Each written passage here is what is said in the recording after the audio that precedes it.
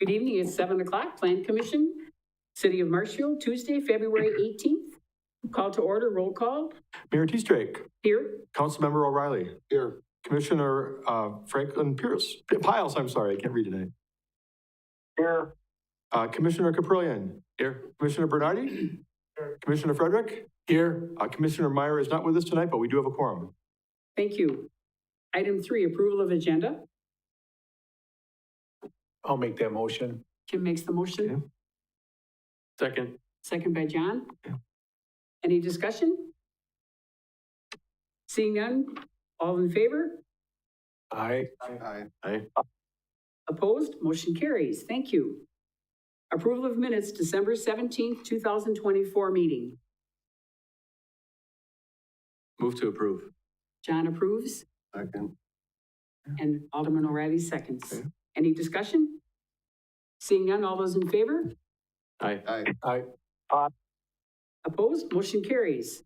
Item 5, identify possible conflicts of interest. Please be advised per city policy 3.340 that any member of the body shall declare a conflict if they have an interest, financial or otherwise direct or indirect, or engage in a business or transaction or professional activity, or incur an obligation of any nature that is in conflict with the proper discharge of the body's official duties. Seeing no conflicts of interest, we'll go on to number 6, citizen comment. Any citizen comments? Any citizen comments? If you're here for one of the items on the agenda, it's a public hearing, you'll get a chance at that time. Seeing no citizen comment, we'll go on to item number 7. Conditional use permit request by Alan Nicolai for an exception to the accessory structure area maximum requirements for a detached garage for the properties located at 1501 Greenacre Drive, parcel 33-07340, and 1507 East 20th Street, parcel 33-07339, zoned SR4, single-family resident. Presenter, Bryce Hemrick, planner. Thank you, Mayor. So the applicant is looking to purchase the adjacent property and construct an accessory structure, a garage, on the property to the east. And so the plan would be to combine the two lots. And ultimately, they currently have a garage that is, I think it's 630 square feet. It's attached to the house. They're looking to construct a 1,200 square foot detached garage. I included some plans, and we'll go over that in a second. But that would bring their total square footage of accessory space to 1,830 square feet. And the typical square footage allowed would be 1,500 square feet. So they would be exceeding that by 330 square feet. So there actually was a similar request back in 2023, right across the street, across Green Acres Drive. They did the same exact thing, combined the lots, got an exception for a larger garage. So just wanted to kind of point that out as well. See if there's anything I didn't cover.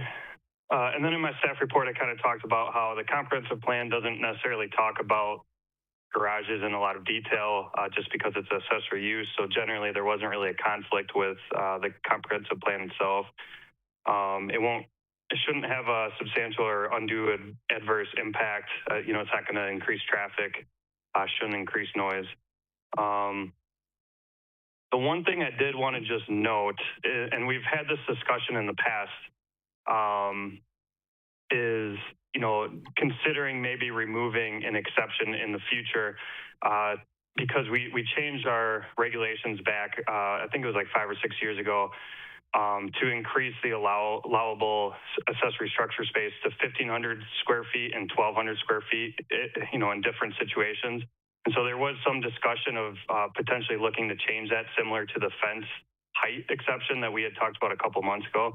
So I just want to point that out, that that's something that we plan on talking about in the future. But as of right now, the regulations are, in place, and they would be able to do the same thing, buy the adjacent property, combine the lot, and then build up to, I think it's a 870 square foot garage without a CUP. So ultimately, they would still be able to, construct that. But here they're looking to get an exception for the 330 square feet. So I didn't really have any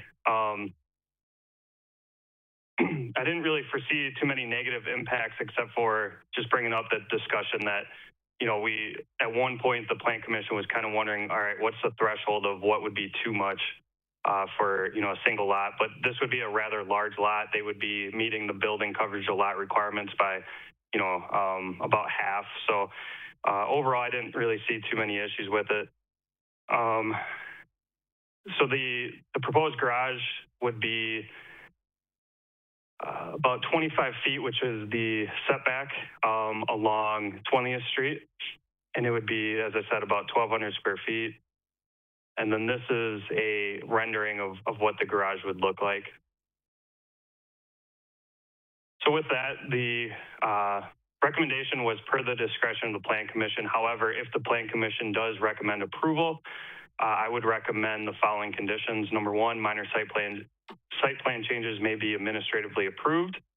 Number two, conditional use permit exception to allow the construction of a 1,200 square foot garage as proposed for a total of 1,830 square feet of all accessory structures on the property. Number three, the garage may not be used for commercial purposes except if the property owner receives approval for a minor home occupation or a conditional home occupation through the typical process. Number four, the subject properties shall be combined through a certified survey map. The building permit shall not be approved until the lot is combined. If the proposed certified survey map cannot be approved by the city, you know, if there's issues with utilities, easements, et cetera, then the applicant shall record a deed restriction with Wood County following the procedure listed in our zoning code. Number five, both properties shall be under the same ownership by the time of the certified survey map. The one thing I also wanted to include is there is currently a shed on the property as well, and they would remove that upon, you know, getting approval for their garage. Okay, so we have a public hearing which is open. Are there any comments? Any comments in public hearing? Any comments in public hearing? Seeing none, public hearing is closed. And gentlemen, what is your pleasure? I'll make a motion to approve. Motion by Alderman O'Reilly, I'll second that. second by Kim. Any questions, comments? I have a question. Yes, Franklin. What constitutes commercial use? Yeah, and so in our code, we talk about there's minor home occupation, conditional home occupation. So, you know, one example might be if someone, you know, you could have something that's minor, such as you own your own accounting firm and it's just you, the one employee, you work out of your house. That's a minor home occupation. A conditional home occupation might be something a little bit more intense, and I don't have the zoning code up right now, but that would be like, I think like woodworking, doing like a woodworking shop and selling could be something that's a conditional home occupation. And so that would have to go before the Plan Commission and Common Council for that example. I just wanted to include that condition because, you know, they would have the right to do a home occupation if they are within the regulations, you know, listed in that section. Now, in terms of commercial, you asked, you know, what's commercial? You know, obviously, you know, you can't run a restaurant out of there or a bakery. But I just wanted to include that about the minor home occupations, just to say they can technically do that as long as they're meeting all the requirements of the code. So it's okay, like if he's running a business that involves, like he's a construction person, which I don't know, but he has, you know, his construction pickups, and that's what he's using his garage for. I mean, he's not using his garage for his private, you know, SUV. He's using it for something. So that's okay. Yeah, I mean, as far as I'm aware, I think it's just for personal use, personal storage. You can also do a personal workshop in your accessory structure. If there is a situation where he owns a business and all he does is park his, you know, car and then does some administrative work, that would probably be more of a minor home occupation. But I haven't received any information on that, and so as far as I'm aware, it's just for personal storage, which would be, you know, allowed on any other residential lot. Thank you. Any other comments, questions? Yes, John? Yeah, my only comment is it pains me to see a buildable lot go towards an accessory structure, but there must not have been demand for the property to build on, so I guess it's fine. Thank you. And if I could make a comment on that, Mayor. Yes, sir. Okay. I thought I included that in the staff report. I didn't. One of the things that I was going to mention as a potential negative is it is a lot in a nice subdivision. It's a desirable lot that, you know, right now we are in a need for more housing. And so I would agree with John that that was one of the negatives. However, you know, they would be able to go through this process, combine the lots, and build a garage up to the 870 square foot, you know, size garage without going through this process. And so, you know, they do have the right to do that because of how the zoning code is, you know, set up. So I did have that comment, but at the same time, you know, they can do, and that is kind of common across the city. People are wanting to go with larger garages, so they'll combine the two lots. But that was one thing I thought I noted that apparently I did not. So thanks for bringing that up, John. Yeah, Seeing no other understood. It's outside of our jurisdiction to say you can't do this because this could potentially be a house someday. So, Mm-hmm. and it is, and to Bryce, to your point, we see these requests a lot. People want large garages, so give the people what they want. Correct. Seeing no other comments? All those in, oh, should we do a vote? Sure, absolutely. Councilmember O'Reilly? Councilmember O'Reilly? Yes. Commissioner Caprillion? Yes. Commissioner Bernardi? Yes. Commissioner Frederick? Yes. Commissioner Piles? Yes. Motion is approved. Thank you. Thank you very much. Item number 8, Campus Master Plan Update Request by Marshfield Fairgrounds Park to approve the 5-year Campus Master Plan update for the Marshfield Fairgrounds Campus Master Plan. Presenter, Bryce Hembrick, planner. Thank you, Mayor. So the original campus master plan was adopted in 2018, and generally these are updated every 5 years. They didn't update in 2020 just because, or no, sorry, 2023, just because they weren't quite ready and they were still kind of working to figure out the project. So there was only one minor project that occurred between that time, and they went through and got a conditional use permit. So, you know, now they're finally here with kind of more of a concrete plan. And so generally these plans are kind of focused on a 5-year plan of, you know, taking a look at the existing conditions, what's currently there, and then proposing, you know, future projects, future uses, maybe trying to address concerns ahead of time. And so generally, if a project is listed in a campus master plan, it can be administratively approved, you know, avoiding constantly going back before the Plan Commission and Common Council for things that you guys have seen and, you know, blessed. And then if there is a project that is not specifically mentioned or doesn't quite conform with the campus master plan, they would either have to go through a conditional use permit amendment or a campus plan amendment. So, so yeah, in terms of the plan itself, it meets all of the zoning code requirements. There's a long list of things that have to be included, and they have met that. Just quickly show you kind of the campus area. The boundary has not changed since the original campus master plan. And then here is a map kind of showing the different properties and who owns it. So the city owns several properties, and then the Central Wisconsin Fair Association owns, shows 2. I don't know exactly about all of the outlots without looking further in the plan. Oh, there you go. And then here's kind of showing the existing building map of what's currently there. And so overall, I didn't really see any issues with the existing conditions. It was just kind of updating. There wasn't a whole lot of projects, but it was just kind of updating the information.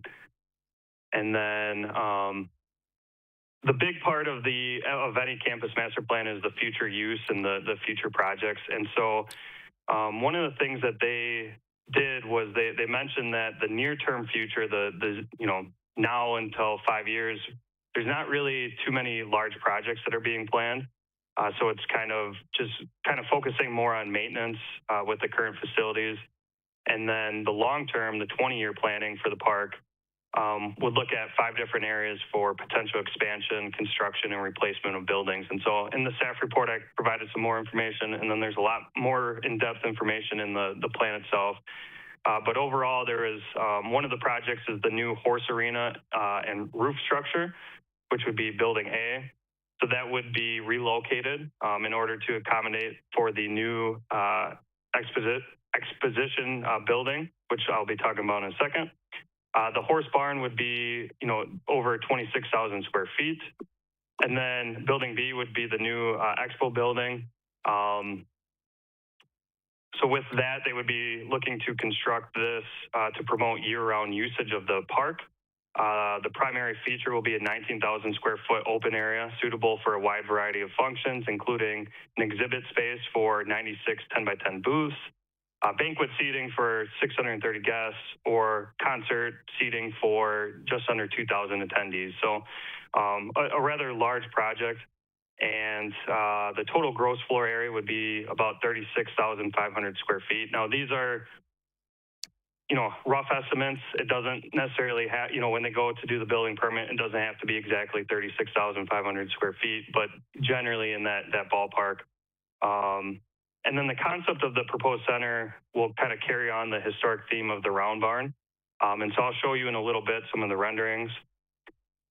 And then they would also propose new restroom and shower building, building C, which would be located, I lost it here, located kind of near the, near one of the softball or the baseball fields. And then buildings D and E, the new Knoll barn and new llama barn would also be constructed in that 20-year period. So the other thing you'll see is with these projects, there would eventually be a plan for paving parking area, by the expo building and to the south of the baseball fields. As of right now, I don't think that there's really any paved marked parking stalls. Right now, it's just using a lot of grass parking, dirt parking, or, there are some hard surface areas, but not necessarily striped. And so, as these projects progress, they would look to pave these and then add some landscaping around. And then here's another kind of plan showing, where these buildings are going to be laid out and how they're going to integrate like the parking and some of these hard surface areas, especially around where it says 12 right here. And then here would be the proposed expo building. And so as you can see, they're kind of taking elements of the round barn and kind of, paying homage to that architectural style. And then here's just a rough floor plan of what that building will look like. And then in terms of parking, landscaping, permitted uses, and signage, I didn't see anything of concern. A lot of those will just have to be double checked by staff and then, before a final approval, just to make sure it meets the zoning code requirements and all the requirements in the campus master plan. And then I believe that Justin Casperson from Parks Rec and Forestry Department is there for questions. And I believe Dale is also available online as well if there's any specific questions. The other thing I wanted to point out was there was a section kind of pointing out the phases of the future expo building and site plan. So, it's a rather large project. So phase 1 would be to likely relocate and expand the Knoll building to the south side of 17th Street, relocating the horse arena and relocating any of the existing buildings that would be moved to a new location at the fairgrounds. Phase 2 would be removal of remaining buildings and foundations, as well as any utility relocations. And then depending on the events and the need to accommodate ongoing activities, relocations, removals, and utility relocations could be done concurrently. And then after that, they would start working on constructing the building. And then there would be an anticipated 12-month construction period for the building. Parking lots would be constructed concurrently with the building. And then the new parking lot in the northeast corner of 17th Street and Peach Avenue would likely be the first lot constructed. And then next, they would pave the existing gravel lot south of 14th Street, with some stormwater improvements as well. And then the last parking lot would likely be the lot directly to the south of the building, as the area would likely be used for construction staging and material storage. So once again, this project is seen in their 20-year plan, not necessarily within the 5 years, but you know, we thought it would be important to get this before you guys now. That way, you know, if there's any concerns or anything that needs to be addressed, it's better to do that now. That's kind of the whole reason for doing these campus master plans is for these large scale projects, just to, you know, come together and say, here's, you know, there's going to be a need for a lot of parking or need for new stormwater. It's just a way to anticipate any hiccups in these large scale projects. So with that, that is all that I had. Based on the campus master plan's consistency with the zoning code, I would recommend that the Plan Commission approve the campus master plan and direct staff to prepare an ordinance for Common Council consideration. And as I mentioned, we do have 2 representatives in attendance in case there's any questions that's more specifically on the project itself. I'll move it. Public hearing is open. Any comments in public hearing? Yeah, you can just go to the podium and okay, but you can just go to the podium, the microphone, and then you'll be heard. Just give us your name and address and tell us what you want to tell us.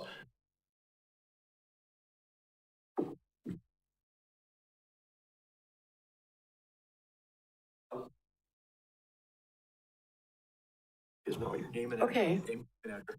Janice Fraunheim, 412 East 14th Street. That's my residence. And I have a question. Where's that large building you're talking about? Where's that?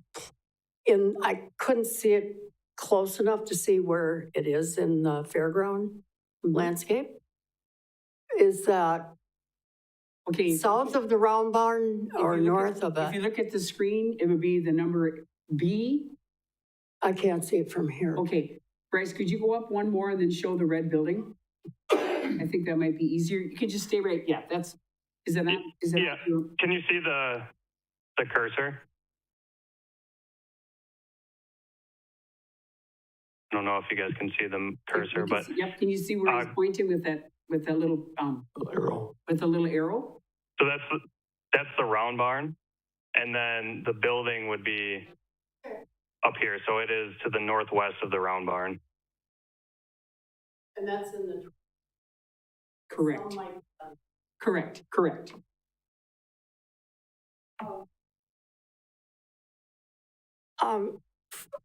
My residence and my husband is here tonight too. And we live at 412. It's right on the corner there on 14th and the main entrance, the old main entrance. And what we've been there over 30 years, and we've been here numerous times.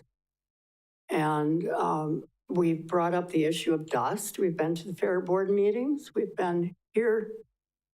Unfortunately, we did not document every time we were here, but we've been here numerous times, and we do have a lot of problems with dust, especially during dry periods, or even in the wintertime sometimes when it's dry, no snow, and there's a lot of traffic that goes from Vine through the fairgrounds, and it looks like it would be directly toward that building.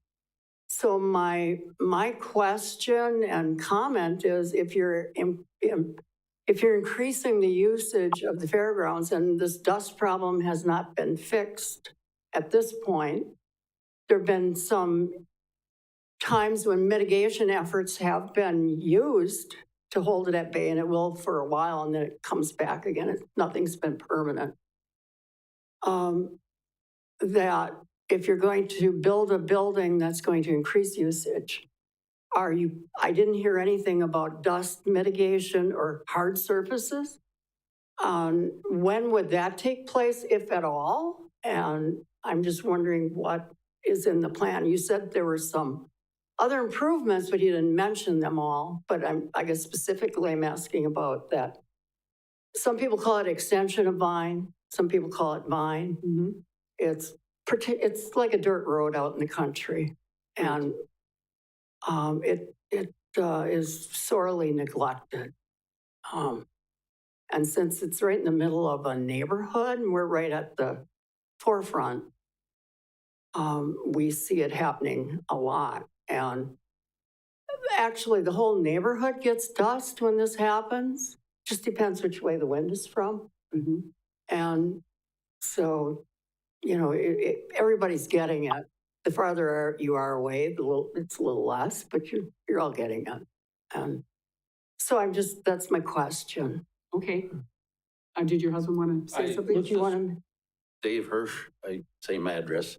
I was going to mention east wind is the worst. Of course, we can't control the wind, but my alderman, Russ Dolber, came down yesterday or last year to check it out, and my pickup sits outside, and you could see it's hard to see out of the windshield. And to me, that's a health hazard too. You know, we're breathing that in.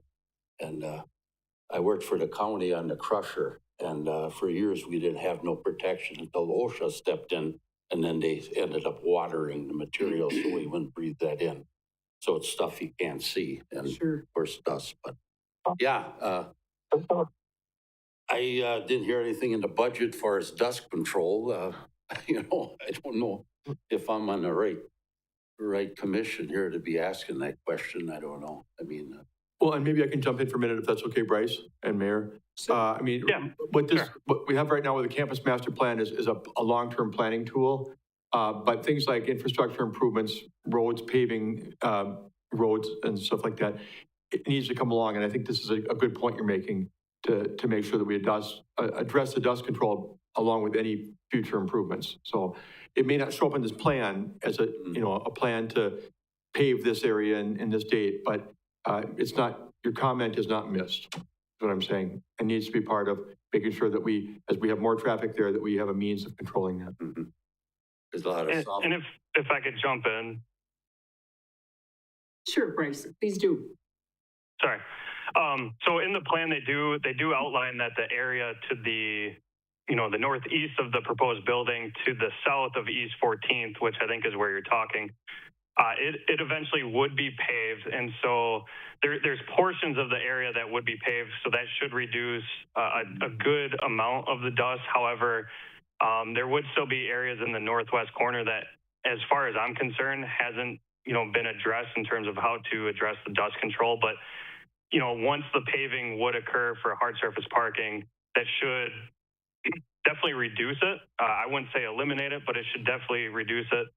And then I'm not sure if anyone that's involved with the project, if you guys have any additional comments, but I just wanted to make a note that there are at least 3 parking areas that are proposed to be hard surface as these projects progress, which, probably won't be within the next 5 years, but as these projects go up, that should, definitely help mitigate some of the issue. But like I said, there's certainly still areas that would, probably still have some sort of dust.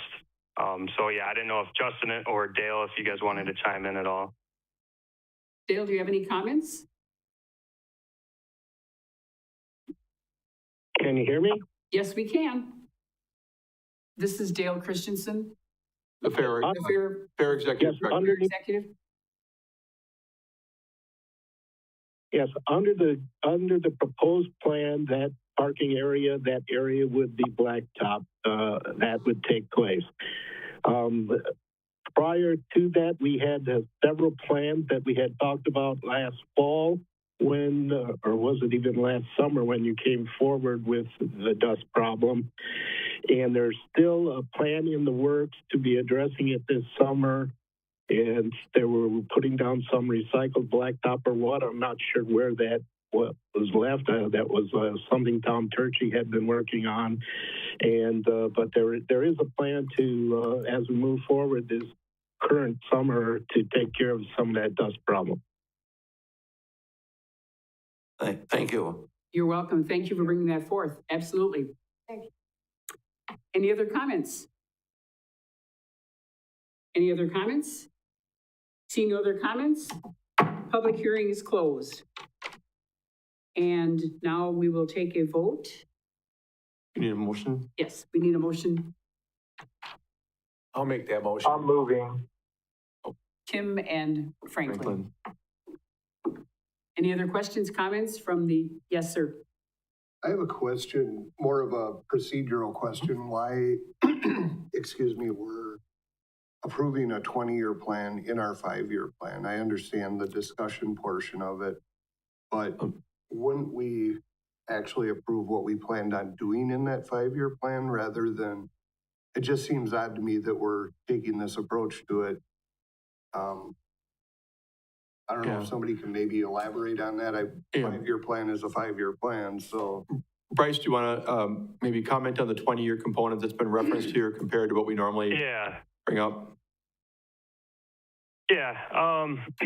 Well, so I'll start off by 5 years. That's just what the requirement was since I've first started. That's what was adopted, I think, in 2013, if I remember correctly. And we have actually talked from a staff level of increasing that to like a 10 or 20, and then, maybe even leaving it up to the Plan Commission on what they want to approve. Because we had, I think it was Marshfield Clinic, they did the same thing, but on a 10-year plan. So essentially the Plan Commission Common Council approved it as a 10-year plan instead of the 5-year. And so I think it's just, they needed to come forward with the 5-year plan, but they just they're not ready for those big projects. And so it was best just to kind of include them. So I definitely understand the idea behind, the question. I think in this case, what we've generally done is say, here's what they're planning to do in the next, the long term. You can approve the 5-year plan. They would still have to come back in 5 years. And so if the plan is the exact same, it would just be an easy, hey, they're still working on their long-term project. There's nothing to really update you on. I think that's one of the campus master plans we did where really nothing changed, but they did have some projects that, they identified as being potential and that they were still going to go through with them. So all we did was just kind of went before the Plan Commission and you guys reapproved it. So to answer your question, I think it's just because it's a requirement to update every 5 years. And since there wasn't much to report on, it made sense to kind of talk about some of these long-term projects just in case they happen to move up. If, let's say, that funding became available, then they could, move that schedule up. And so I think that's really the reason. Now,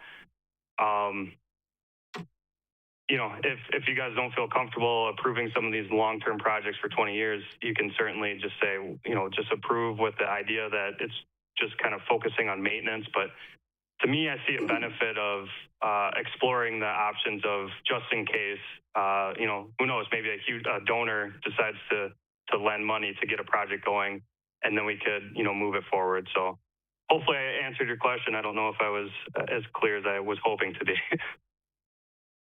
Yeah, that made sense. And I do like understanding the long-term plan on it. I think when we get to item 12, I think that should be a future agenda item, but I can understand it and I can support what we're doing here. So thank you. Any other questions, comments from the Plan Commission? So I don't think I'm seeing like a timeline broken out on any of these projects. Is there one? So in terms of the plan itself, I didn't see any specific plans because it was beyond that 5-year. All I saw mentioned was a 20-year, but I'm not sure if Justin or Dale, if you want to speak on that. Yeah, or for prioritization on like the order of the these projects.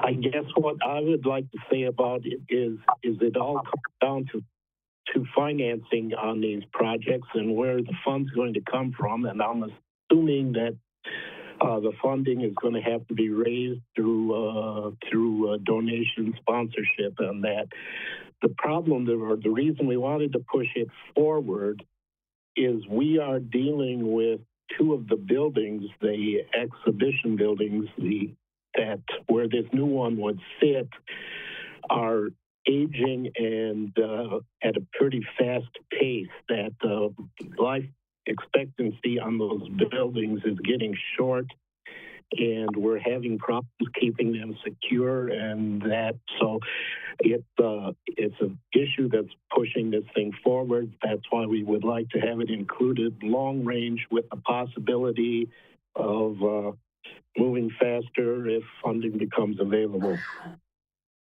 So would you say that that building is the first priority? Like, let's say you have, I don't know, $2 million to spend tomorrow. Like, what order would you put these projects in? Well, it kind of it kind of combines together, because if we put that building in that spot to replace the three major needs are those two buildings and a fair office. If we put that building in that spot, the animal building would have to be moved because of the amount of safe parking that is required to go along with that building. So it's one project turns into two, or they kind of run together that way. Mm-hmm. If that makes sense.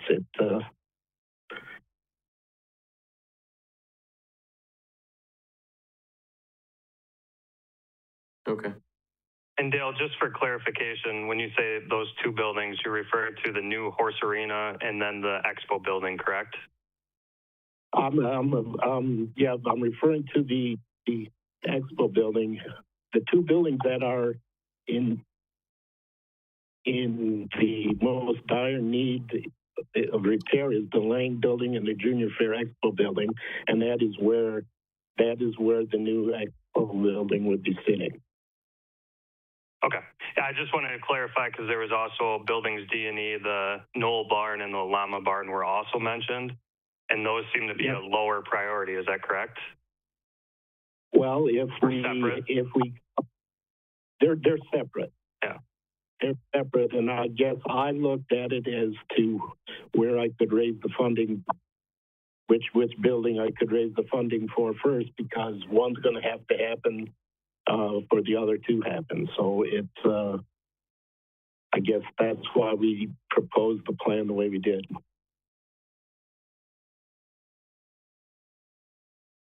Any other questions, comments? Yeah, I like the concept of seeing the 20-year plan. I just have a little heartburn about approving it as a 5-year plan when that's the whole purpose of the 5-year plan. We're kind of stepping out of the bounds of the parameters of a 5-year plan. I love the idea, but I think until you change what the parameters are for a campus plan, I mean, if he gets funding for this, you can change a campus plan. So there's no reason to have this approved as a 20-year concept as a 5-year plan. So I just see no reason to approve this at this point as a 5-year plan. Now, if it changes to a 20-year plan, it makes sense to me.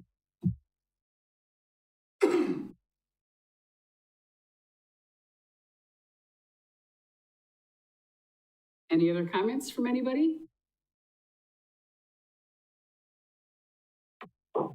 Seeing none, we have a motion and a second, and we'll go ahead and roll call vote. Piles? Mr. Piles? Yes. Mr. Frederick? Yes. Mr. Bernardi? Yes. Mr. Caprillion? Yes. Councilmember O'Reilly? No. Mayor T. Strake? Yes. Motion is approved. Thank you.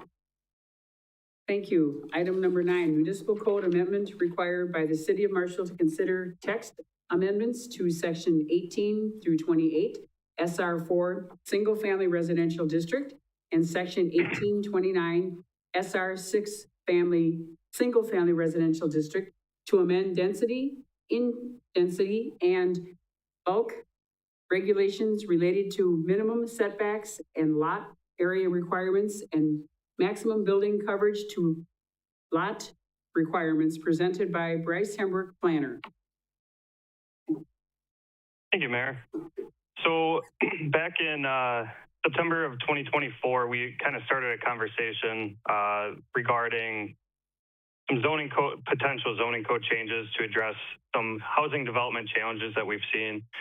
And this kind of goes back for a while now. So when I first started in 2017, I got a lot of people that kind of complained about some of our regulations, especially in the SR6 district.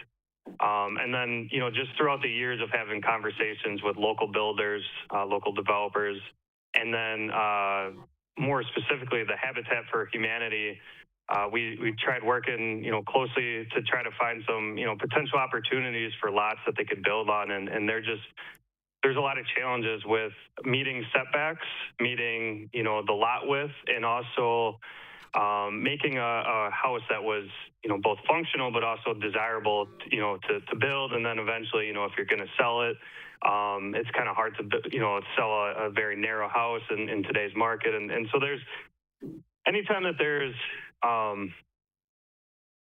lot of, a lot of questioning of, why the setbacks are the way that they are, I find it's a good opportunity to kind of, take a step back, look at the regulations, see if they could be improved, and to try to better understand why they were, implemented in the first place. So to go even further back, in 2013 was when the zoning code was repealed and replaced.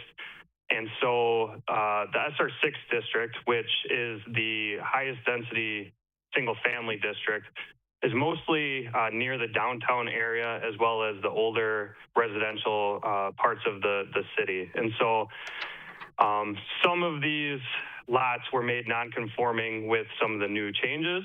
And then there were also a lot of lots or houses that were already non-conforming because they were constructed before zoning codes. A lot of them actually were constructed in the 1800s. And so the more and more, staff was looking at these properties, we noticed that, over half, or probably 60%, of lots in these areas had at least one non-conforming situation. And so anytime that's the case, you kind of have to question, should the zoning district reflect more of the built environment that's currently there, especially one that's been there since the 1800s? Or should the zoning district make new construction conform to the new requirements? And after, a lot of discussion, we kind of staff determined at one point that it would make sense to, introduce these new setback, changes and minimum lot area changes, building coverage of lot increases, to try to, address some of these issues, and then also to allow for a little bit more building, we call it the building envelope. So it would basically expand the buildable area within a lot, which could help with building, slightly larger houses that are, more feasible for construction, and hopefully, selling, or in Habitat for Humanity's case, it works out for their building footprint. So we had discussed some of these reasons in the past, and you guys had advised that we should, bring forward some changes. So I just kind of wanted to briefly talk about them. So we would look to reduce the minimum lot area to 4,500 square feet, and then increase the maximum building coverage of the lot to 60%, because by changing some of these setbacks, that could increase the size of the house. And so we're looking to, allow a little bit more building coverage for the lot, and also because there were a lot of non-conforming situations in this SR6 district. So this is more reflective as to, what the current lots look like. And then setbacks. So there's minimum front setback currently of 25 feet. And depending on where you're at in the SR6 district, there are a lot of areas where it's a 10 to 15 foot actual setback. So there's a lot of non-conforming ones. And then some of the SR6 districts that are a little bit further from downtown meet the 25 foot requirement. But staff kind of has always thought that was kind of an arbitrary number. That seems to be a number that a lot of cities and municipalities pick. But as far as I can recall, I don't really know of a good reason as to why it's 25, other than, maintaining a little bit more view. But one of the things that we notice in a lot of SR6 districts are there's a lot of buildings that are closer to the street with a front porch, and then there's a lot of SR6 properties that have access to garages through their alley, and so there's really not as much of a need to have a further setback because a lot of times the 25-foot front setback is to try to accommodate having a car parked on the property without extending into the right of way. You wouldn't necessarily need 25 feet, it would be more like 20, but that's one of the reasons we always cited. Now, if a lot of the garages are accessed through the alley or are recessed from the house, 10 feet seems to be a little bit more fitting with the existing conditions out there. And we are also seeing a trend of other places kind of going to, reducing the setbacks. And then in terms of the minimum street side setback, so the way that let me see if I have an example here. So a street side, and you guys can see my cursor, correct? Yes. So the way that our code defines a front yard is so anytime that there's a lot with two different streets, the front yard would be the side that has a more narrow width than the other. So in this case, this would be the front setback, and this would be the street side setback over here. And one of the reasons for that is because a lot of times what you have is the house is facing the front yard, and then the garage is accessed from the street side. That's something that we see, most commonly. Originally, the minimum street side setback was 15 feet instead of the 25, which was helpful. However, in this case, we're looking at recommending a 10-foot street side setback to match the front setback. And then along with that, one of the things I wanted to point out was I'm also recommending to include a minimum garage door setback to street. And that kind of hopefully will address the concern of why some setbacks are, 20, 25 feet to allow for a car or even a truck to be, parked on their property without extending into the sidewalk and not, hitting the garage door. That's something that I think is pretty common. And I think in this case, it could be helpful too. And if they have a garage that's accessed from their front yard, they can still build the house at 10 feet. They would just have to have the garage and the garage door recessed to meet that 20-foot requirement. So I think that could be helpful. There is, in my time and, talking with, former staff, there's a lot of issues with street side setbacks and garages and making it work. And so I think that this should hopefully help, reduce those instances. There's still going to be cases where it's not possible to allow these.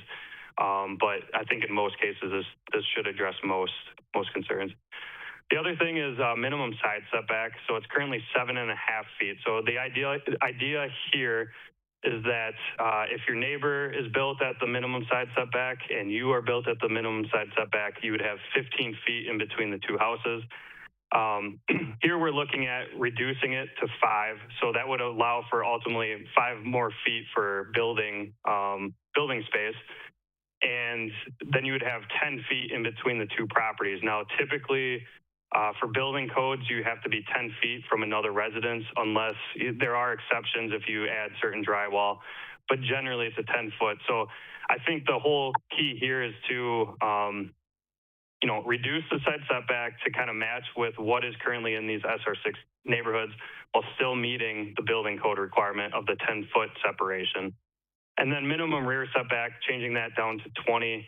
It is 25, and I guess I've never really saw the points of the 25-foot requirement, especially when the non-residential setback is 20 feet as well. So those were some of the main changes in the SR6 district. And the thing I also did was I included SR4. So when we had our conversation, I kind of brought up the idea of, maybe in other zoning districts, and the Plan Commission was kind of more set on changing the SR6, but then I brought up that I could easily just show, it took me 15 seconds to update the red line, so I figured I'd at least put it on the, in the packet just to kind of show you what this could be. So reducing the minimum lot area by, I think it was 20%, and the reason I did the reduction by it was either 15 or 20%, was in the affordable housing report that we create each year. We're required to provide examples for how we can reduce either the cost of lots or reduce like development review time by changing some of our code requirements. And by reducing minimum lot width and minimum lot area by 15 to 20%, you can save quite a bit of costs. And so we also recommended to reduce the minimum lot width to 50 feet and then increase the maximum building coverage of the lot to 35%. Minimum side setback, that would also be 5 feet, and then minimum rear would be 20. Now, once again, the one thing I do want to just note is for these setbacks, these are the minimum requirements. So there's nothing holding future builders, developers to meet these requirements. And in fact, I think you'd still get a lot of situations where people don't build to the setback, but this would allow for them to do so while still meeting those building separation requirements, while still, considering allowing the parking without encroaching into the right of way, et cetera. So, this wouldn't solve, all the issues for housing in the SR6 district, but this could help potentially alleviate some of the concerns that we've been hearing, for 8 years now or so. So these were some of the things I want to bring up. And then just for a little bit more information, the SR4, the reason I kind of brought this up is because it's more common for newer subdivisions to be SR2, SR3, or SR4. SR4 would be the second highest density single family residential. So for example, Green Acres, so the property that we looked at for the first agenda item, that's SR4 district.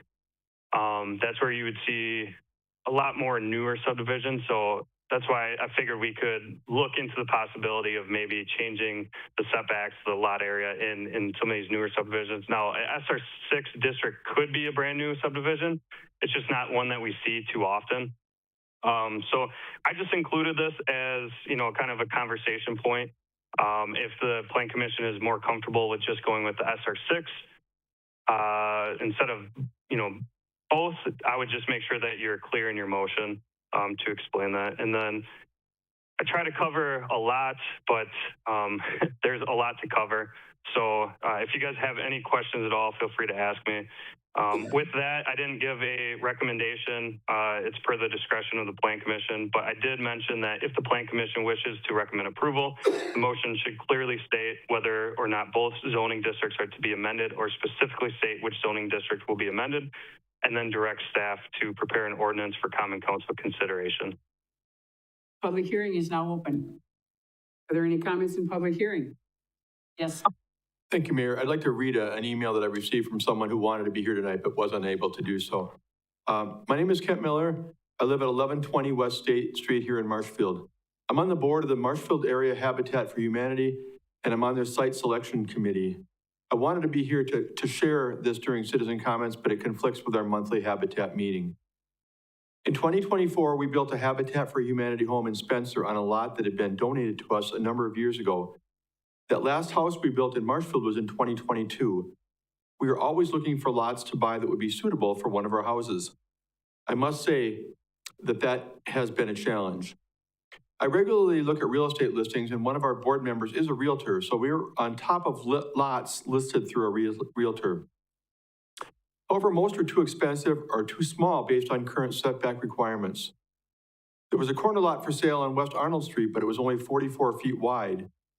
When factoring in the setbacks, the house could have only been 22 feet wide. This is just too narrow for a house.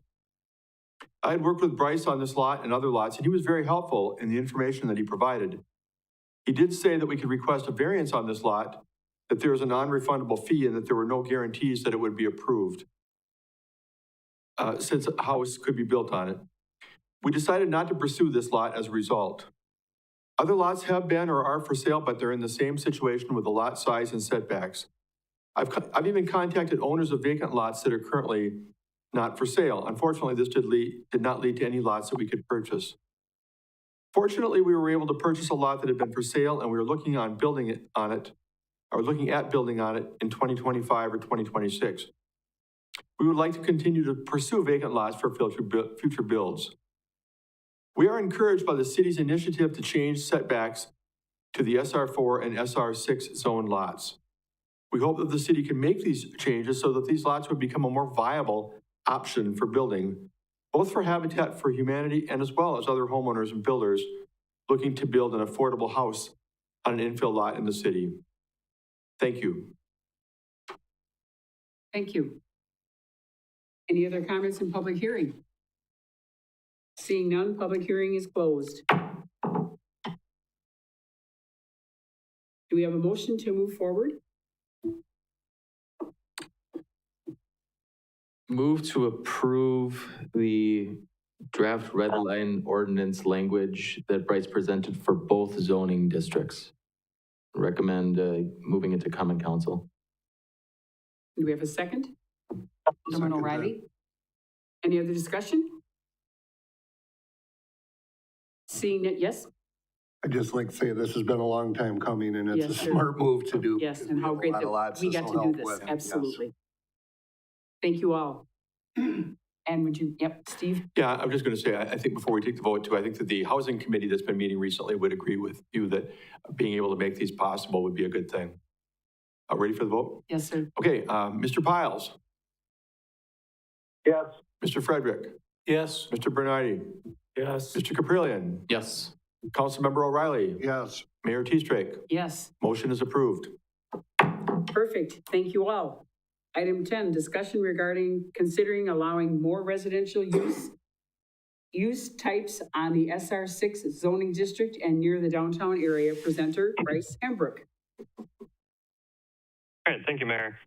So this, we kind of discussed, I think, in relation to some of the things that we just discussed in the other item. I kind of mentioned the possibility of looking at allowing other residential uses in the SR6 district. Once again, because there are a number of non-conforming uses where there's 3 or 4 units in one building, or there's duplexes, et cetera. And there is kind of a focus on trying to increase housing in the downtown area, and it is already kind of a high density area. So I just wanted to pose, and we discussed the last time of posing the question of should there be additional residential housing types allowed in the SR6 district. Or one of the things I also mentioned was considering maybe creating a new zoning district that would be, more specifically tailored to areas that are generally, by the downtown, probably are currently zoned, SR6, but more focused on providing what we would call missing middle housing. So I'm not sure how familiar everyone is with the concept of missing middle, but it would be providing a wide range of housing at a smaller scale. So you're looking at, duplexes, 2-family, townhouses to like 4 or 5 units, and kind of, there's not really a max, but I would say 8 is generally the max for units when you talk to most people. And then, so it's not, it's not like a Weinbrenner, a large apartment, renovation type project or a Swiderski type project, but rather these houses or these, residential houses that kind of fit in with the built environment of, 3 or 4 units. And so that was kind of something that I had mentioned at the last meeting too of, instead of allowing townhouses that allow, 4 or 5 units in a single family district, because that's what SR6 stands for, would we want to consider maybe having it more tailored specifically to certain areas near the downtown that could support, 1 to 4 units or 1 to 6 units or whatever that number is. So I just wanted to kind of provide some information as to, some of the land use types that we currently have in our zoning code, because I'm sure you guys don't, read the zoning code, every day like I have to do. So just kind of want to go over what we have, give some examples, and then from there kind of have a discussion on should we pursue looking into this, for the SR6? Should we look at a new district? Do you guys want more information on missing middle? I will say one of my coworkers, he was a zoning director for Roanoke, Virginia, and did a large project of zoning code change, and they really focused on this idea of promoting this missing middle, and he would be a great resource to kind of give a an introduction into the topic, but also, how you guys could, tailor your zoning code to try to address that. So, but first, single family, I think, everyone understands it's own, occupied by a single family. So in our zoning code, we also have these graphics to kind of help visualize. So single family is permitted by right in the SR6 district. The other residential residential type that's allowed in the SR6 district is 2-flat. So here you have an example of there's 2 units in the building, one on top of the other. This is a very popular style in Chicago, but also in Marshfield, there's a lot. My wife lives on one on Arnold Street. There's a lot on that strip, and then a lot, closer to the downtown area as well. So this one's pretty common, and really only common, in the SR6 district for the most part. But that is permitted by right as well. The thing that staff has always kind of discussed is, all right, we allow two family in the SR6 district, but only 2-flat. Would we want to consider allowing duplex and twin home? And I'll go over those in just a second. The idea behind why these were allowed is because, when you look at the building, obviously you can see 2 doors, which kind of hints that it's a 2-flat, but generally it doesn't really appear like doesn't necessarily appear anything other than a single family. It's a, decent sized house. It fits in with the rest of the neighborhood. So that's generally why that's been permitted. Now, a twin house would be basically what you think of a duplex, except for the main difference is that a lot line runs through the middle. So each person would own their own, lot, or sometimes they're done through a condo agreement. But it looks like a duplex from the street, but the lot line would run kind of, down the middle. So this is not permitted in the SR6 district. And actually, as a good example, in the Green Acres South subdivision that you guys recently approved, you guys approved some twin house lots. So, and then here we have a duplex example, and once again, you can take the same, that picture, basically the same thing. The only difference is that there's 2 units on one lot as opposed to 1 unit on 2 units on 2 lots.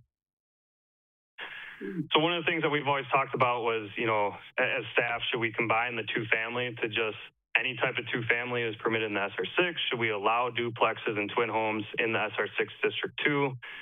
We've kind of had those discussions, but never really, moved forward with any of those. And then another common one would be townhouse. So a townhouse, as we define it, is attached 2-story residences, each having private individual access.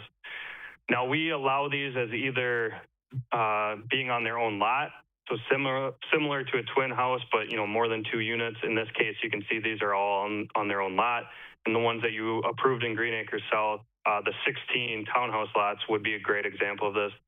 And then there's also where you can have 4 or 5 units in a townhouse building, but only on one lot. So one example would be Prairie Run.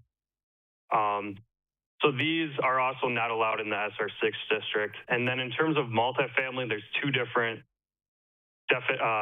land use types. I don't think I included them for this presentation, but there's apartment and multiplex. Apartment, you would access each apartment unit through a common hallway.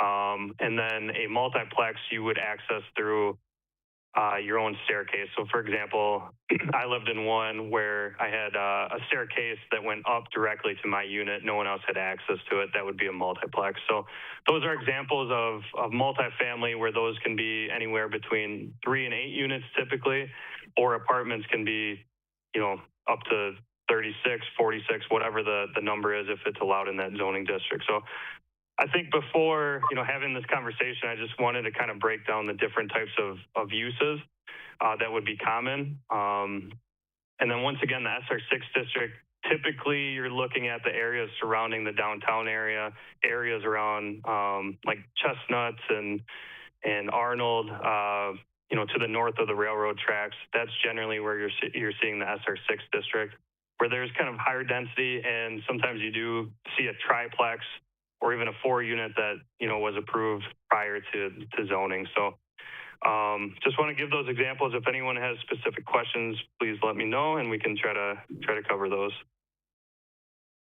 Any questions from the Plan Commission? Yeah. So the two flats, yeah, you see a lot of those in Chicago because the lots are so narrow, and that gets me thinking about what we just did with the zoning.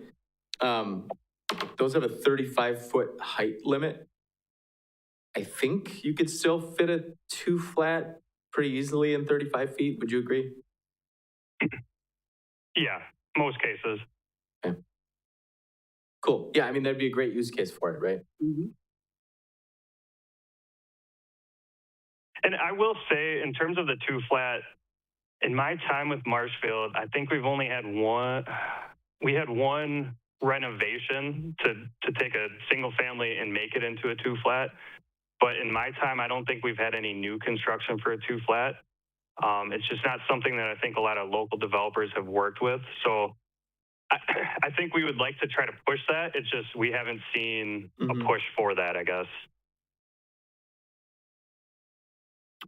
Yeah, I would agree, Bryce. I think looking at all these right now is a great option, especially with the housing costs where where they are. It just opens the door for us to invite any kind of developer that would be revisiting this kind of somewhat of an older type of layout for a house. So, and when we're limited on lot size, these can be very beneficial. Any other questions, comments?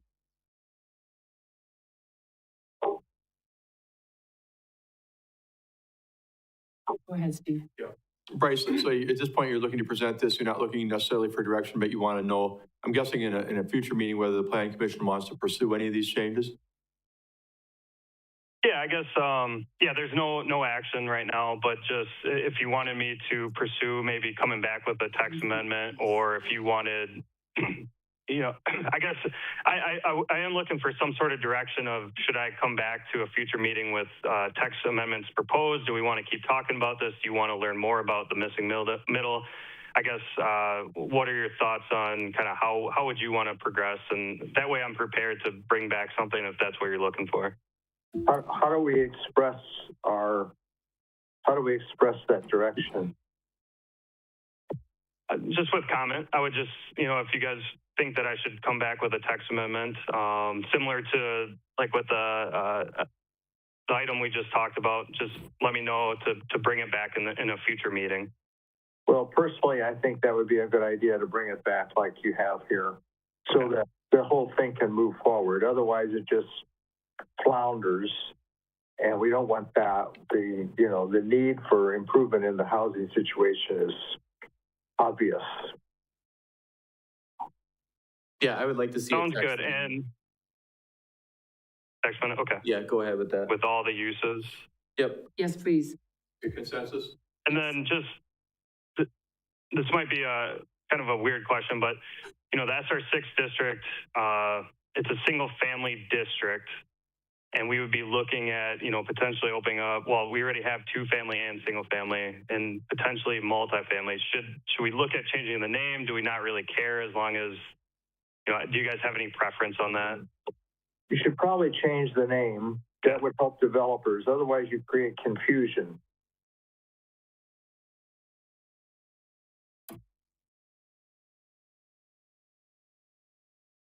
Perfect. No, I think this is good direction. At first, I was originally planning on bringing forward some of these changes, but I didn't think that I had enough to go off of. So hearing your guys' comments on this, I think I can certainly, I probably won't turn it around for next month's meeting, but probably the following one. Good. Sounds good. Thanks, Bryce. Yes, thank you very much. Sounds good. Item number 11, staff updates. I just have a couple. First of all, get you caught up a little bit on what's going on with the existing wine brenner facility. A committee made up of members of the council and the CDA, and I was involved as well. We actually interviewed 4 developers, and we have picked one. It's a company called J. Jeffers. They're out of the Milwaukee area. They have done a lot of projects that look very appealing. They've got a good background and experience. They're open to rolling up their sleeves and trying to work with the city on making that the best project possible. The focus is undoubtedly going to be largely on housing, but there may be room for a limited commercial or community space use as well. So we felt really good about them. You'll be hearing more in the weeks to come about trying to kick that process off. Keep in mind that Weinberner, the company, isn't going to be finished with their new building in the business park until November, and they won't be occupying until probably the spring of 2026. It'll take several months to do the transition. So there's a good year or so here to put a lot of pieces in place before we get to the point of a new company doing some work in the building. But we'll keep you posted on that. And let's let you know that there's a lot of interest in residential lately. I may have said this last time we got together, but the Denyon project at 21st and Washington, they've put in, I think, like more than a dozen foundations already. They're really rolling. Got off to a slow start with the rain last summer, but they're rocking it.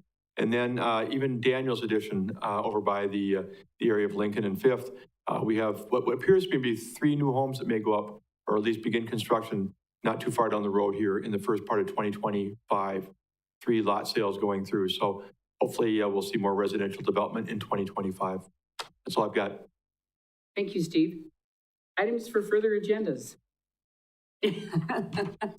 Yes, I would like to see an analysis of what we should do with these campus plans, because what we did tonight causes problems in this city, and we consistently do not follow what's supposed to happen here. So I don't care if we go with a 5-year plan, a 10-year plan, both, a 20-year plan, but from a planning and budgetary standpoint, having a 20-year plan recognized in a 5-year plan is not acceptable. Any other items? Seeing none, who would like to adjourn the meeting? Alderman O'Reilly, second by Kim. The meeting is adjourned. Thank you all. Thanks, everybody.